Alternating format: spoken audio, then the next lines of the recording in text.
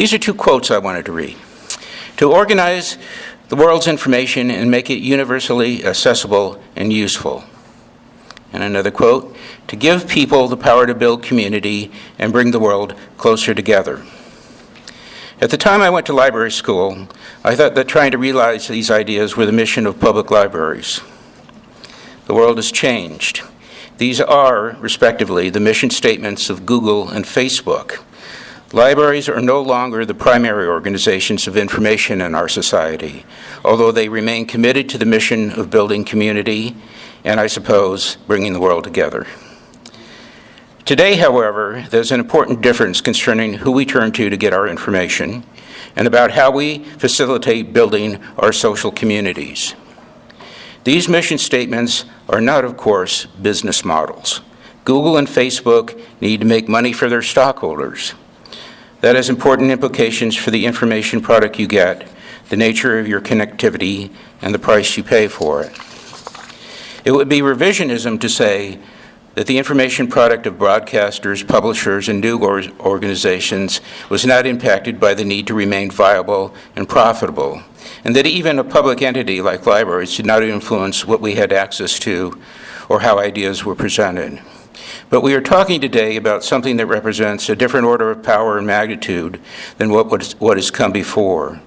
Information has become organized and consolidated, and I might add extracted, gathered, and analyzed by a few major players who have been able to transform that service into a remarkable amount of wealth and power, one that affects our culture, our social relationships, our politics, and the distribution of wealth in our society.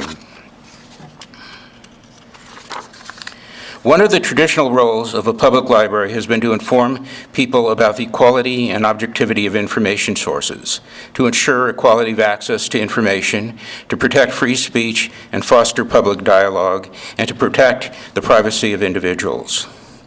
It's a role that remains appropriate, one in which we can still be of value to our patrons and our communities by serving as facilitators of discussion surrounding those issues. That's why I invited Kartik Hosanagar to come here tonight. If we are to trust new information technologies and allow them to work in ways that will vastly improve our lives, we need to understand how they work. Without this understanding, we can't make informed choices as a society about the trade-offs that might be acceptable to us, about the applications that are consistent with our needs and values. That's what our guest is going to walk you through tonight when it comes to algorithms, the most common way that machines using artificial intelligence, quote, think. It seems curious to me that new technologies in our lives, like artificial intelligence and biotechnologies, are forcing us to think about the old model, about what it means to be human, and about what human values we want to be part of the future. We all need to be prepared to participate in this discussion and to make our voices heard. It's something we need to decide together. For me, the interface between AI and human users was the most interesting part of this book. That interaction can tell us new and surprising things about who we are and how we apprehend the world. And like what we seem to always learn these days in the wake of major scientific discoveries, it turns out to all be a little more complicated than we first thought. Sometimes I think that might serve as an epigraph of our age. It's one that I hope might occasion a little patience and humility while it feeds our sense of wonder. It's all a little more complicated than we thought. I noticed that our guest had some information to introduce himself to you, so I'm not going to read his bio. He'll introduce you. Please welcome Kartik Hosanagar to the Burbank Public Library.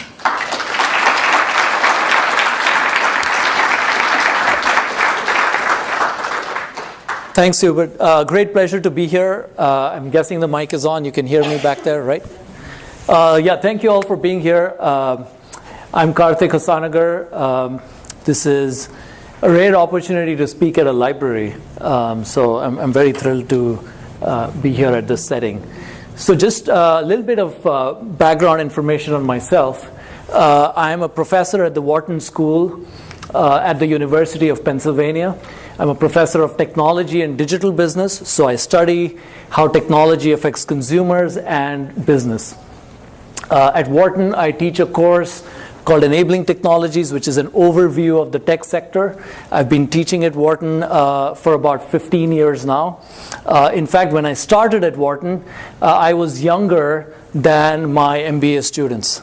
And I remember the first time I went to a classroom to address the students, I was a bit nervous, trying to figure out, are they going to take me seriously or not? And I walked in early and I was eager to speak, and I started addressing the students, but they're talking amongst one another, and I couldn't get their attention. So I kind of gave up, and I just took a seat in the first row and decided I'll wait until the time is right and things settle down. And I don't know what possessed me, but I turned to the student who was seated next to me, and I said, for some reason, I heard this professor sucks. And that seemed to really get this student going, because he started saying, oh, I came from Professor so-and-so's class, and he named a colleague of mine, and he said, that guy also sucks. And then, of course, after some time, the students settled down, and everyone was wondering, okay, when is the professor going to come in? And once people had quietened, I got up, and then I addressed the students, and I said, well, I'm the professor. And this guy, he had this look of sheer horror on his face, and he sat there for 80 minutes with that look on his face. But then he never came back after that to class. So I knew that's not good for attendance, so I'm careful about not pretending to be someone else. Anyway, so my work over the last several years has been on using data to make interesting decisions, to help consumers, or to help managerial decision making. And increasingly, using data to make decisions has become a lot about artificial intelligence and machine learning, which I'll talk about in a bit. And that's really also the focus of my book, which is called A Human's Guide to Machine Intelligence. So the book came out on March 12th. I spent the first week doing a media tour. NPR had a 1-hour show in 1A. Then it was on CNBC, Bloomberg. There were New York Times op-eds and so on. But now the media portion is done, and I'm on a speaking tour for the next couple of weeks. So I'm here a couple days today, and at the Penn Alumni Club tomorrow, and also speaking at a couple companies here. So the book, as I mentioned, is on specifically using machine intelligence to make decisions that we would otherwise make. And I'm going to talk a little bit today about the extent to which algorithms and machines are influencing the choices we make. I'm going to talk a little bit about how these systems work. I'm going to talk a little bit about the implications of that for consumers and society. So that's what we have coming up. Now, when I started work on this book, one of the most interesting interviews that I conducted as part of my research was with a 22-year-old lady in Shenzhen, China. Her name is Yuan Jin. And one of the interesting things she was telling me was how she has daily conversations with a social media celebrity in China called Xiao Bing, also goes by Xiao Eyes. And she has these daily conversations with this celebrity, and this social media celebrity has 40 million fans and is engaging with her fans one-on-one with many such fans. Furthermore, such is the love that Xiao Bing or Xiao Eyes inspires, that a quarter of her followers have said, I love you, to Xiao Eyes. Now, what is the most interesting aspect of her daily conversations with Xiao Bing is that Xiao Bing or Xiao Eyes, whatever you choose, is not actually a human being. Xiao Eyes is a chatbot created by Microsoft Research in the persona of a teenage girl. And Xiao Eyes engages in fun, playful conversations with others, and people seem to love it. I should say I'm not sure, but seem to love Xiao Eyes. Now, Xiao Eyes was such a big success in China, Microsoft Research kind of asked, why can't we take this globally? And so they said, let's take Xiao Eyes and create a version of Xiao Eyes in English and release it on social media platforms in the US as well. So they created a new chatbot that was capable of speaking in English, that was otherwise similar, and again was in the avatar of a teenage girl that would engage in conversations, again, fun, playful conversations with young adults and teenagers. That chatbot was called Microsoft Tay. It was released in 2016. Within 1 hour of Microsoft releasing Tay, Tay was saying some of the most offensive things that one could possibly see on Twitter, although things have changed since 2016. But back then it was very offensive what Tay was saying on Twitter. Furthermore, it just kept getting worse as the minutes went by. So Tay said some of the most sexist, racist, fascist things you could hear. Things like Hitler was right, things like feminists should burn in hell, and so on. Many things like that. And it became such an embarrassment for Microsoft. Within 24 hours, they shut down the project. And later that year, MIT ranked Microsoft Tay as the worst technology of 2016. And I looked at what happened with Tay and what happened with Xiao, and I couldn't help but ask the question, how is it that a chatbot created by the exact same company using the exact same methods but in 2 different languages has such different outcomes, inspiring love and affection in one place and being full of hate in another?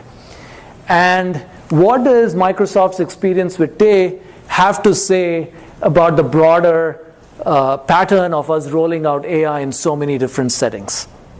And these are the questions I explore in the book, and trying to figure out, what is it that drives the behavior of AI or machine intelligence? When does it work? When does it not work?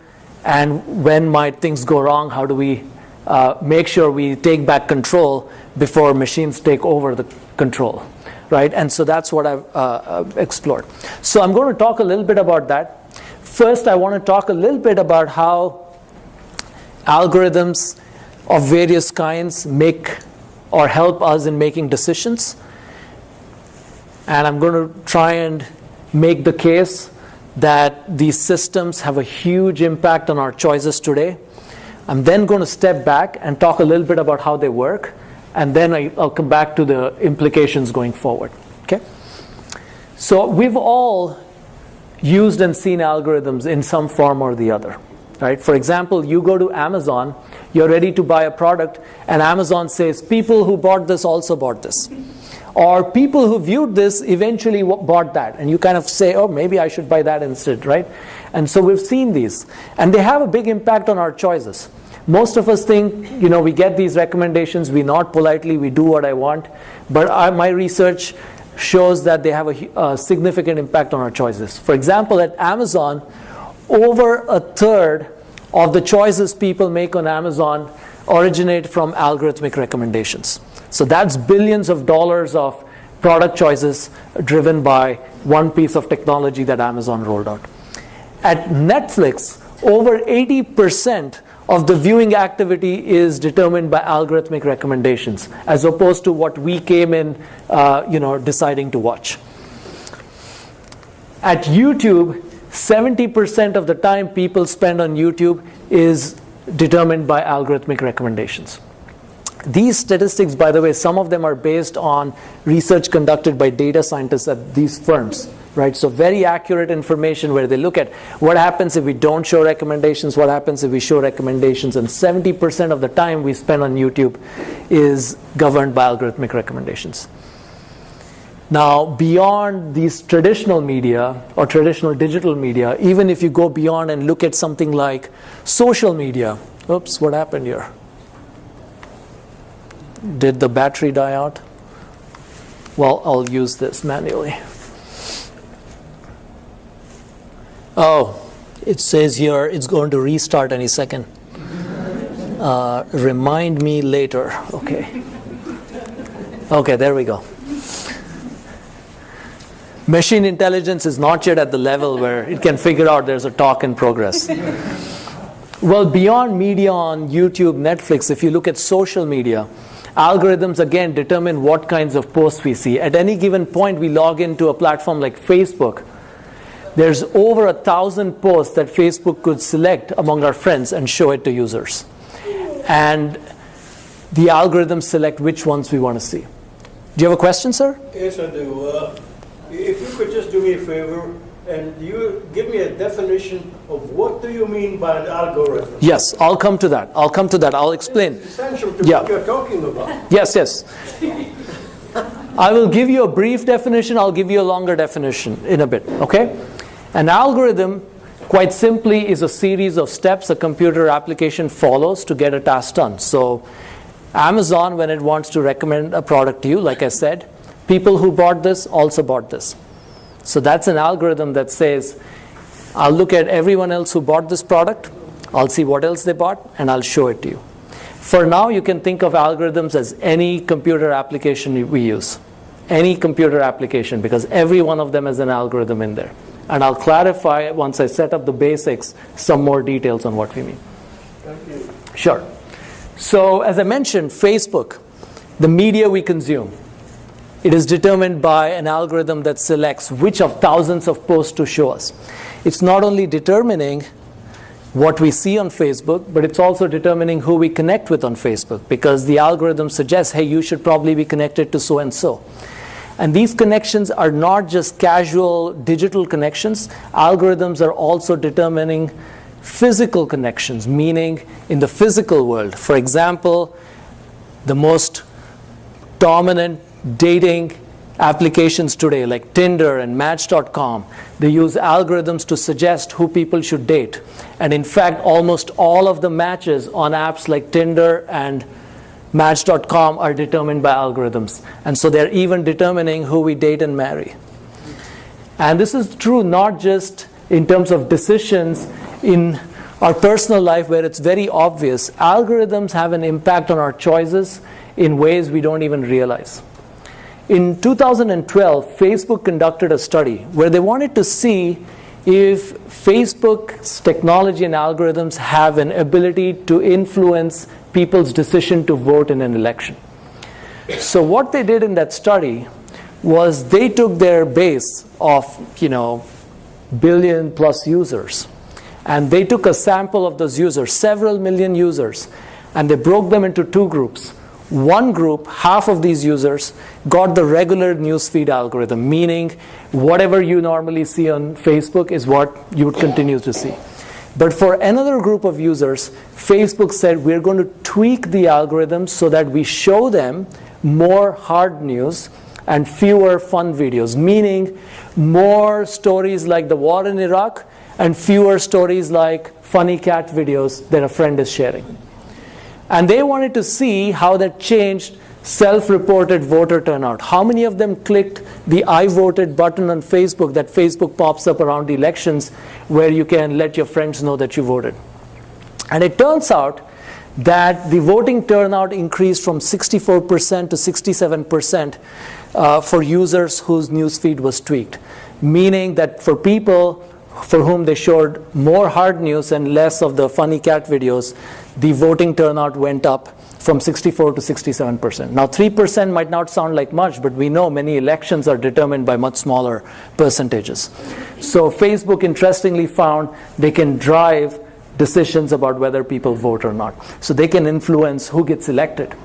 Now, they can not only influence who gets elected, but if you look at how elected representatives serve citizens, there are algorithms all over.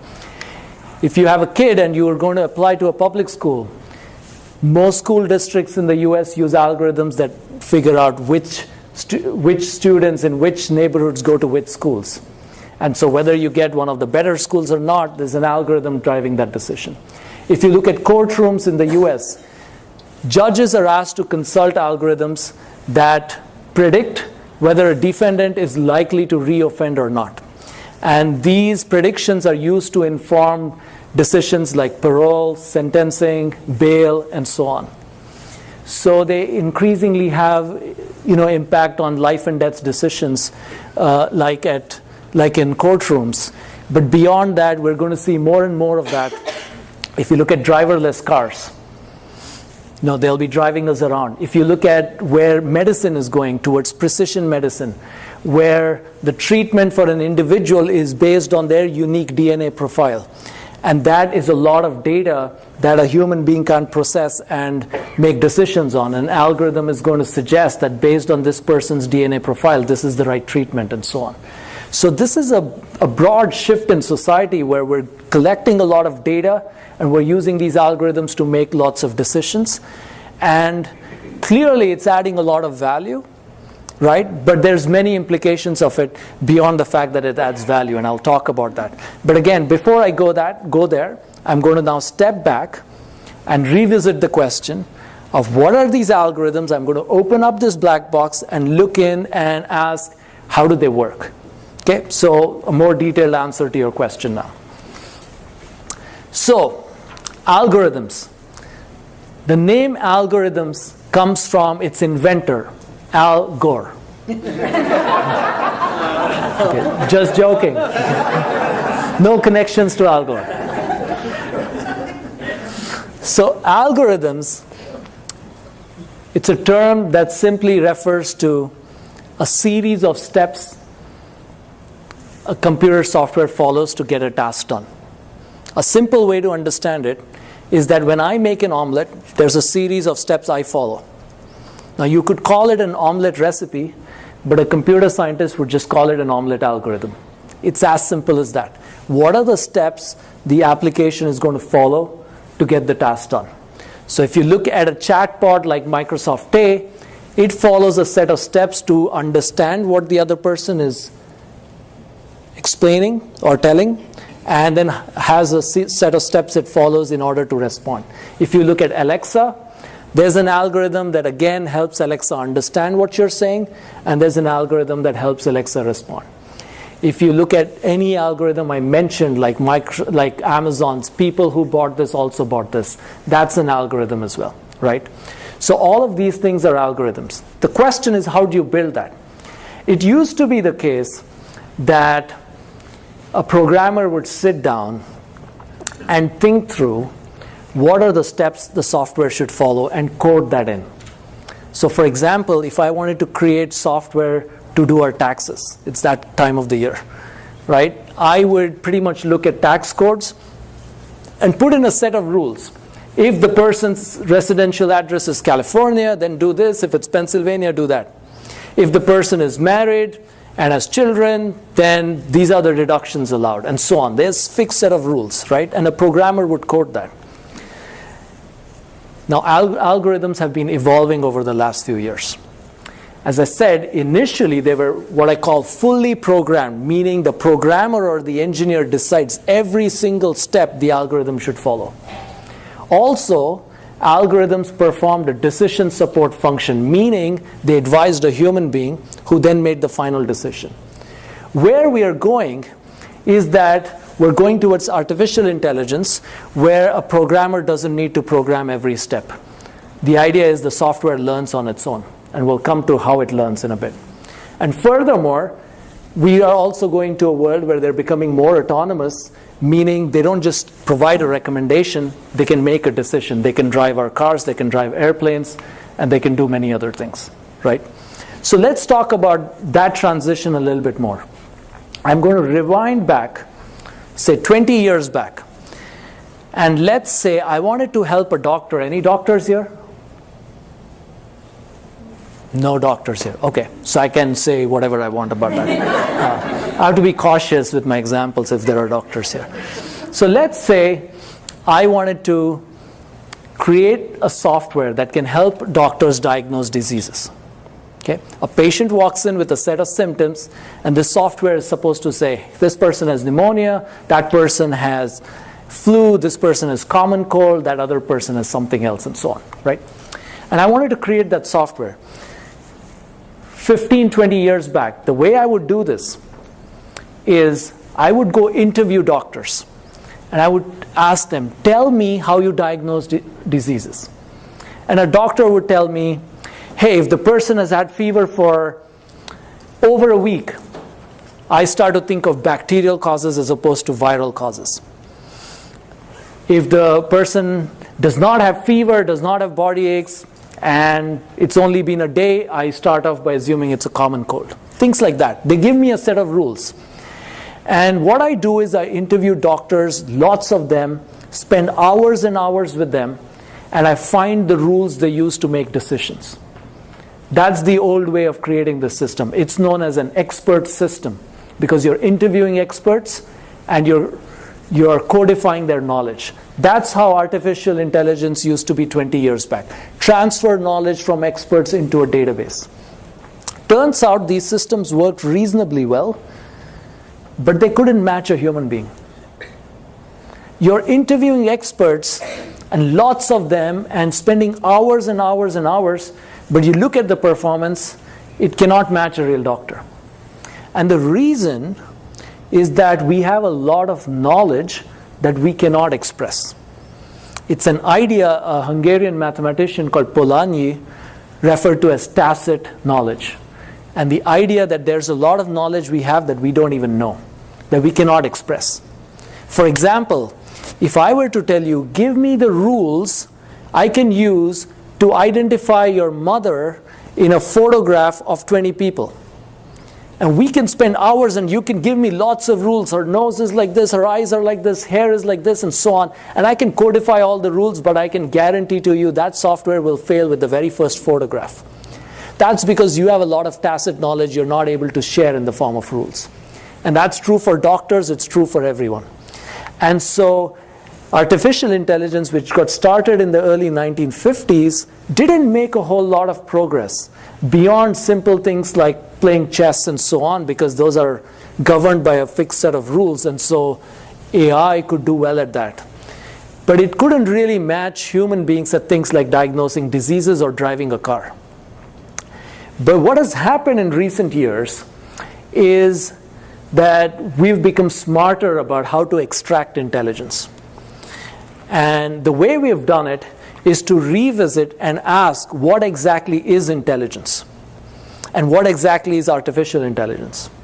Now, if you think about it, artificial intelligence is just a term that refers to the things you need to do to get a computer to do the kinds of things that requires human intelligence. For example, understanding language, being able to pick up objects, manipulate objects, being able to recognize people, navigate the visual world, being able to reason, being able to learn, and so on. Now, the way we thought previously you would do that is by interviewing experts and codifying the knowledge. As I said, it doesn't work as well.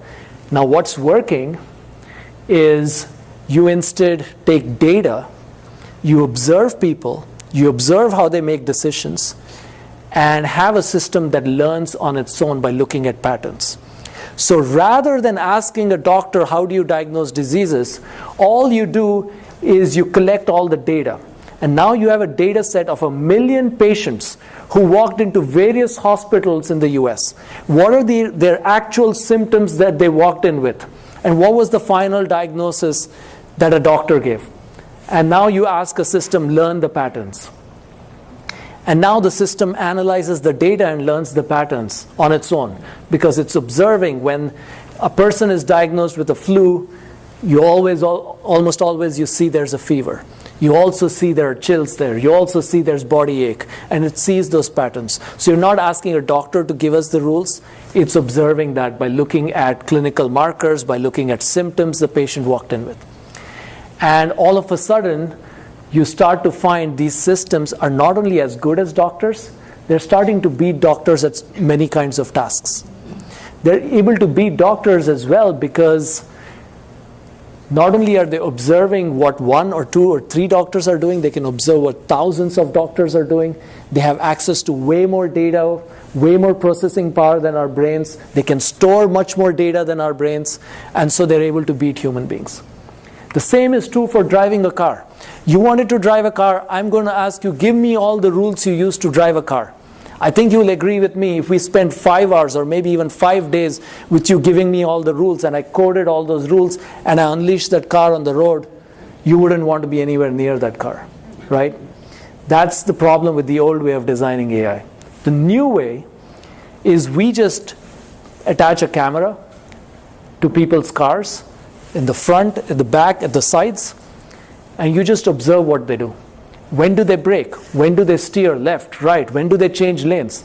And you just feed that data, and the system observes what is happening. It observes that the car in front of you slowed down and you're getting closer and closer to the car, and this person braked. And it realizes when that happens, I should brake. And so it's just learning those patterns. And all of a sudden, you have a system that can drive a car, whereas you couldn't do that when you just asked drivers, give me the rules for driving. And this is the revolution that's happening in the world of artificial intelligence, which is we have tons of data now, and we can store all that data and just have a system observe the patterns in the data. And that's what's creating artificial intelligence. So these algorithms are becoming more and more intelligent. And what is driving that intelligence is this whole idea of machine learning. I'm sure all of you have heard of this term, machine learning. Machine learning is what I just described. Get lots of data and observe the patterns in the data. That's machine learning. The more data comes in, the machine gets better and better. So you create a driverless car that is a terrible driver today, but as long as it has access to data, it'll keep getting better and better and better. It's very much like a child. You ask a child to recognize people, objects, you kind of say, that's a cat. The child looks at the cat and says, okay, that's a cat. Next time the child sees a four-legged animal, a dog, and says, no, that's a cat. And you say, no, that's not a cat, that's a dog. Now the child updates its knowledge and says, okay, I understand the difference between a cat and a dog. And the machine learning system is similar. As it gets more and more data, it's learning more and more and just getting better over time. So you give it lots of data, it learns a lot. And so that's driving all the innovations we see today, including Alexa, which can understand language, driverless cars that can figure out the visual world around us and drive, medical diagnostic systems that can diagnose diseases as well as doctors and so on. Now the question, of course, is what can go wrong with this? Right? And so I want to talk a little bit about what can go wrong with this. I'll share a few examples. Late last year, there was a news story that the Reuters news agency published about Amazon using resume screening algorithms. Now, Amazon hired over 100,000 people last year and the year before. They probably got over 1 million resumes. You can't have a human recruiter go through, or even hundreds of human recruiters go through 1 million resumes and figure out who's right for a job. You need a way to automate or simplify that process. And so what Amazon tried to do was to build algorithms that can look at who are the kinds of people we hire, who are the kinds of people we promote, and let's find more like them. Turns out the algorithm had a big gender bias. And Amazon spent... Sorry? I don't think it was the algorithm that had it. We'll come to that. But it is indeed the algorithm that had it, but where did it come from? We can talk about that in a minute. Amazon spent 2 years apparently on the project trying to rid the algorithm of the gender bias, and they couldn't. And the news report suggested they've shelved the project. Now, I don't believe they've shelved it, but at least it's not in use because they couldn't get rid of the gender bias. A couple years back, there was a news story of Google's autocomplete suggestions making racist and sexist suggestions. Like you would type in "are women" and you would see suggestions like "are women evil?" Right? Many such examples. I mentioned algorithms used in courtrooms in the US. ProPublica did an investigation of algorithms used in courtrooms in Florida, and they found that these algorithms had a race bias. They were twice as likely to falsely predict future criminality in a black defendant than a white defendant. And there were many examples where the system essentially labeled people with similar profiles very differently based on their race, even though the system did not have access to the person's race. By the way, Amazon's recruiting algorithm did not have access to the person's gender, but it had a gender bias. This system did not have access to a person's race, but it had a race bias. And there are many such examples. I mentioned Microsoft Pay becoming racist, sexist. So we have seen a few examples already, and I've just listed a few. There's many more of algorithm failures over the last few years. And the question is, what's driving that? And one of the things I try to do in the book is to really try and think about how do you explain algorithm behavior? How do you explain a rogue algorithm? And one insight I had was it's not very different than trying to explain human behavior. If you look at human behavior, psychologists have been studying this for a long time, and they bring down human behavior to nature and nurture. Nature is essentially the genes we inherit from our parents. Nurture is our environment, our parents, what they do, our friends, what they do, so on. Somebody said, nature or nurture, it doesn't matter. Either way, it's your parents' fault. Right? So if you look at things like alcoholism, it has a basis in nature, it has a basis in nurture. It has a genetic component, it has a component which is based on your environment. Algorithms are very similar. Algorithms have nature and nurture too. Nature, it's not their genetic code, but it's the code that the engineer puts in. It's the logic that the engineer has put in. Nurture, or their environment, is the data from which algorithms learn. So they start initially not knowing much, and they look at the data and they learn from that, much like we learn from our environment. And so algorithm behavior can also be described in terms of nature and nurture. And it turns out algorithms used to be all nature, no nurture 20 years back. Today they're increasingly more and more nurture. So if they're not nurtured well, they could become racist. If they're not nurtured well, they could become sexist, and so on. So why did algorithms at Amazon become sexist? Well, the data that was given to the algorithm was who got the job offers, who got promoted, and it's supposed to try and replicate that. So if there's a gender bias in the organization, it shows up in the algorithm. If you have another algorithm predict whether people are likely to reoffend, or what should be the sentence given to them, if there is a bias in the criminal justice system, it picks that bias up as well, right? And similarly, you could take it to any setting, and you could again talk about, are there biases that are getting picked up? And indeed they are. So the question is, what should we all do? Because I think the stakes will become higher and higher as we start to see algorithms being used in driverless cars, in diagnosing diseases, in social systems, and so on, credit approval, and so on. Well, I kind of argue in the book that, first of all, it's very important for consumers to take control here. And there's 3 ways in which we can do that: knowledge, votes, and dollars. Knowledge is about understanding how these systems work at a high level, understanding how they change decisions we make, how they change the decisions others make about us. And so that's important, and that's knowledge. Look at how Facebook recently changed their policy. They said they will now start encrypting messages. They said that they will allow messages to be short-lived. That's because people pushed back, and that's the power of knowledge. Votes. Which of our elected representatives even understand these issues and are savvy about it and have good ideas in terms of regulation, right? So these are some questions. Firms should be doing more as well. I think for firms, I've been saying, well, automated decisions are great. They provide a lot of efficiency and value, but they also represent a new kind of risk, social risks, like the kinds I mentioned, reputational risk, if it's identified that your algorithms have biases, litigation risks, being sued for unfair practices. So they need to really think hard about how do you manage these kinds of risks. And one of the things I've been telling companies is to have an audit process in place for at least those algorithms that have an impact in socially consequential settings, like, say, credit approval, or recruiting, or news curation, what news we read, and things like that. And to have those algorithms be audited, to make those algorithms more transparent, to make sure there's a human in the loop, and so on. So I don't want to keep going on. I think this is a good point for me to stop, take a few questions, and I'll start with a question from the person right there. So algorithms can be created in 2 ways, as I was saying. One way is the programmer sits and identifies every step the system should take. You don't consult data at all.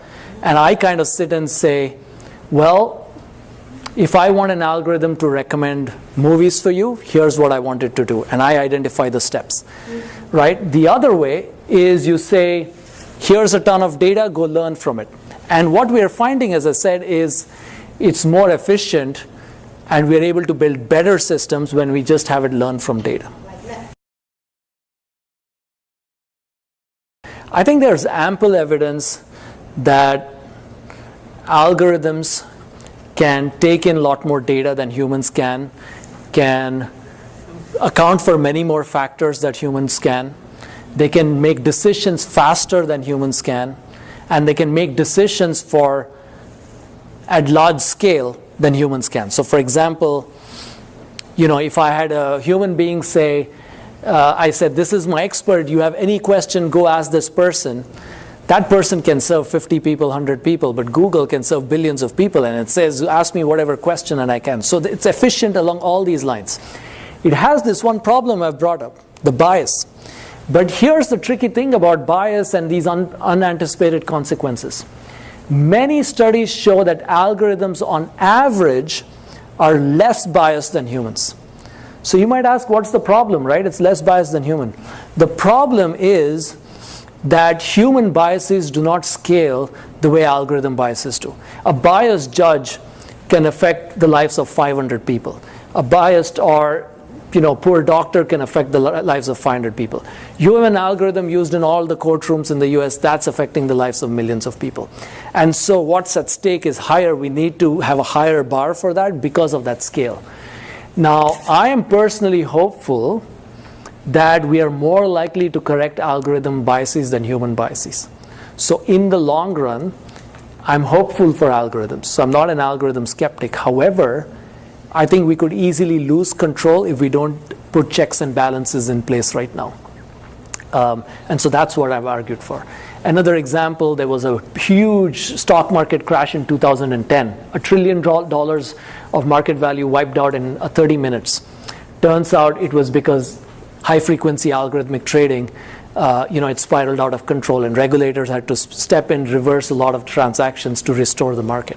But that's another example. Yes?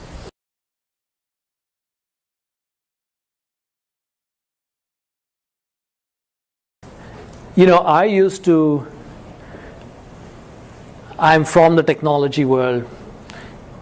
For a long time, I've been anti-regulation of technology companies, but I've changed my mind as I was writing this book. And I think some checks and balances are needed, and I think it's important for companies to regulate themselves, because if not, there will be pushback from users. But I think that we cannot count on self-regulation alone. So we do need, for things to work, all three constituents: consumers, firms, and governments to play their part. So as I said, consumers need to take their power, knowledge, votes, and dollars seriously, and be willing to, push back on companies, be willing to walk away from companies. You look at things people did, like uninstall Uber app when it was coming out that Uber was not behaving, and they changed the CEO of the company in response to the user pushback. So I think many of these things work. We do have more power than we believe, but I do think regulation has a role to play as well. I think all of these three need to be in place. In fact, the funny thing that happened, I wrote this book, I finished writing it in March of last year. It took a year for the book to come out, but this week, Mark Zuckerberg wrote an op-ed in Washington Post, and the headline of the op-ed was, "We need global regulation of the internet." And so Mark Zuckerberg from Facebook is saying we need to regulate us. So I think it's pretty obvious now we do need some regulation.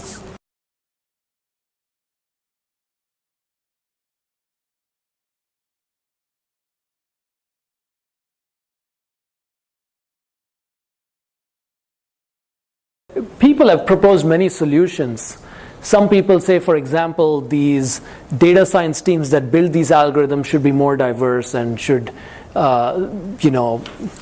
look more diverse. But I don't think that's a solution, because a lot of companies, these data science teams are 4 or 5 people. How do you have diversity on 10, 20, 30 dimensions, and how do you account for everything? I think you need a systematic audit process. And I usually advocate the audit should be done by a team independent of the team that developed the model. And so if the team that develops the model also tests the model, you're testing it the way you developed it, so you'll miss out on stuff. And in terms of auditing, in the book I've mentioned several criteria like fairness, privacy, a bunch of these kinds of criteria. You're never going to have a foolproof system, but you can have many audits in place to address that.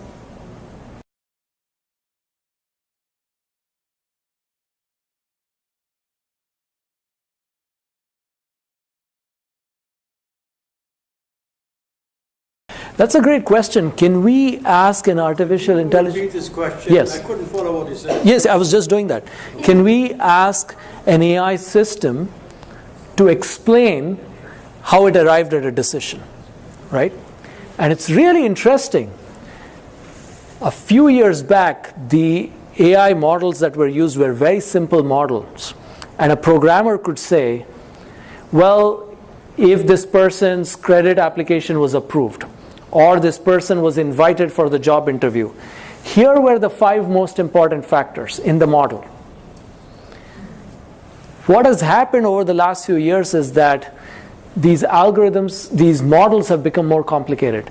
The most commonly, or the models that are working the best today are known as neural networks. They're modeled on the human brain.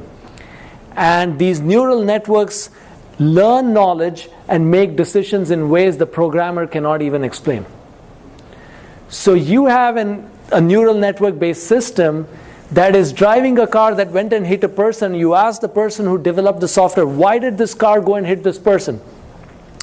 And all that person can say is, when this car saw this video, this neuron fired, which caused that neuron to fire, which caused that neuron to fire, which then caused this neuron to fire, and so on, which ultimately resulted in the car hitting this person. But what does that even mean? Nothing, right? And so one of the things we need is algorithms that can explain themselves. And that's a big push in computer science today. It's called interpretability in machine learning. And my group is also doing some work there. And the thing is, we're trying to figure out, can we as human beings observe the decisions the algorithm is making and infer what is the decision-making logic? Because at this point, these AI systems are much like a human mind. It's too complex. We don't know what is going on in there. We can observe a lot of decisions and kind of say, okay, I get it. Here's how the system is kind of working. I think that's the best we can hope for.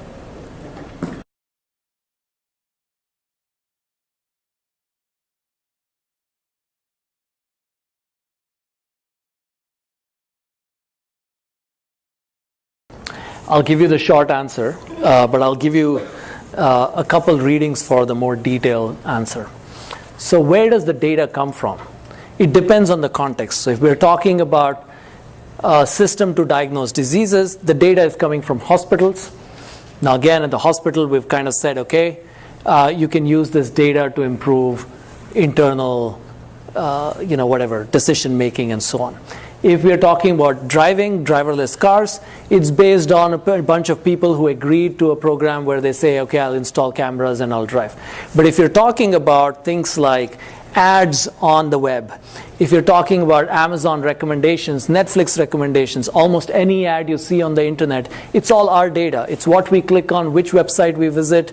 We've signed without realizing that you have access to this data. You not only have access to this data, you can share it with any partner you want without even asking my permission and so on. And we've signed all this away without realizing it. And some of this is so creepy. I have actually, a company that I know that used to have their software installed in other companies' apps, and their software used to sit and listen to your turning on TV and what are you watching on TV. And so it would show you ads on your mobile phone based on what you're watching on TV. And one of their whole value propositions to advertisers was, you've shown this person an ad on TV, now wouldn't you want to follow up with this person and show them an ad on mobile? So this is all our data that we are signing off. And it's a huge issue. How do we address it? That's why we need some regulation. That's why we need some checks and balances. I wrote an op-ed in New York Times last week. And I didn't say what we should do, but I explained the issues to people. That op-ed was originally titled Citizens Guide to Big Tech Regulation. But I know, again, their algorithms keep changing the headline as well. So sometimes the article shows up as, do you understand Senator Warren's regulation plan? And shows up with different titles. But if you look up this op-ed, I've kind of spelled out what are the privacy issues and the need to have clarity on, are companies allowed to share our data with somebody else? Are they allowed to make decisions, automated decisions like credit approval, recruiting decisions based on data? And if so, what do they need to inform us and so on? So more in that New York Times op-ed. And I heard a very nice book came out on March 12th, which also gets into this.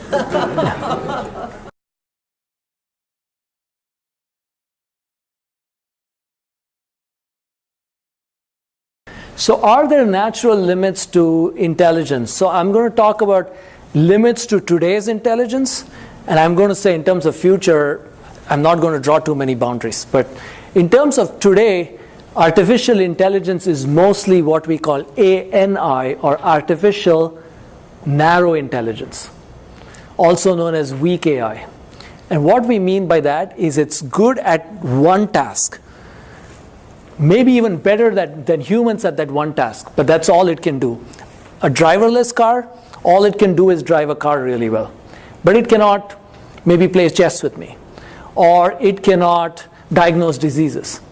Or you have Alexa, it can talk to me, but it cannot drive a car because it's really custom built for one.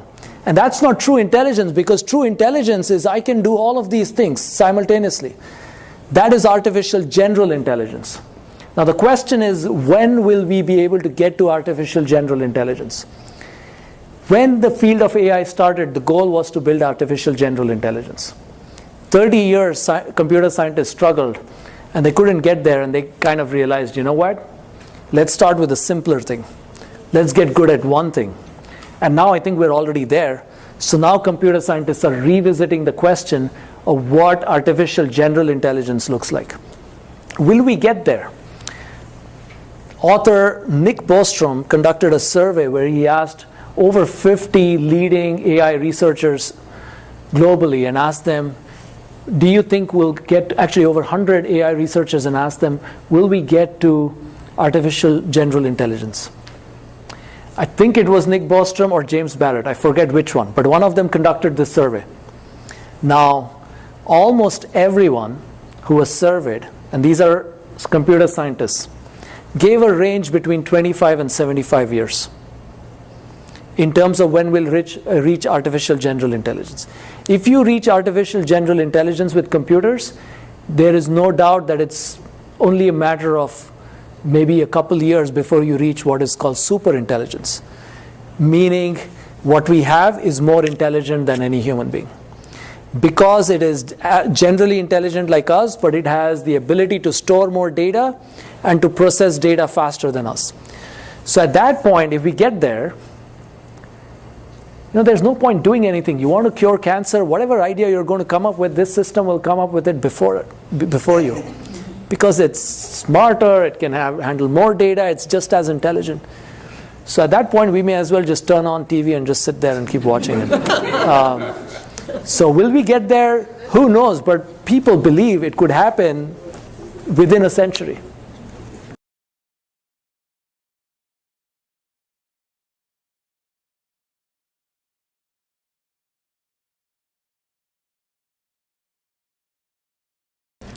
Yeah. To the extent these systems will get new data that shows where the system is wrong, it is a self-correcting system. So if it misdiagnoses and it gets back feedback that it was wrong, it learns and it corrects itself because it's a learning system.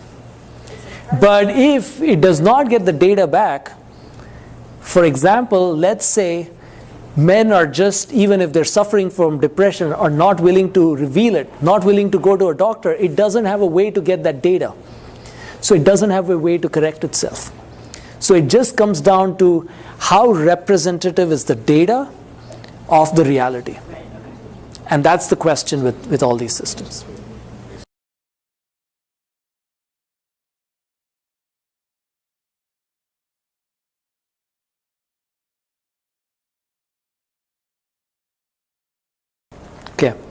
So just last week, as part of my book tour, I was at tech companies. And at one of the tech companies, an engineer asked me, how do we allay concerns about that people have that our technologies will take away their jobs? And so my answer was, you're asking me to answer a question that has no answer. Because in reality, technology will take away jobs. And it will do so in a way that is different from every technology in the past. There is a theory among a lot of people who are studying this that AI differs from every technology in the past. With every technology in the past, it has been the case that the technology has created more jobs than it has taken away. Even industrial revolution, everything you look at, yes, it's taken away jobs, but it's created new jobs. But AI is progressing at an exponential rate that many people believe that it cannot create jobs at as fast a rate at which it's displacing rather. And so what does one do about it? I mean, the solutions people talk about, do people, do you need better social security? Do you need a guaranteed income for every citizen? Do you have to have retraining of people? Do you have to train people differently? All of those are, I think, important issues that one has to grapple with. And in fact, some Scandinavian countries are already experimenting with things like universal basic income. And one has to see how it all plays out. I don't know the answer, to be perfectly honest. But I think there is credibility that the argument that AI might not be able to create jobs as fast as it is displacing is a credible argument. And so we should take that seriously and not assume that AI is like every other technology and just sit and relax and wait for the jobs to be created. I want to go back to your opening story and say I don't think the professor sucked at all. It was a pretty darn good presentation. And to tell you that I've read his book, and it's his equally lucid presentation. And I have such admiration for people who are in the field, who have expert knowledge, but understand the importance of what they learn and know being communicated to a larger public. And I thank you so much for it. He agreed to come here on the risk that I said, I don't know if I can get an audience for this, if anyone would understand what this is about. And he said he was willing to take that risk, and I thank you all for coming tonight. Thank you very much. Thank you.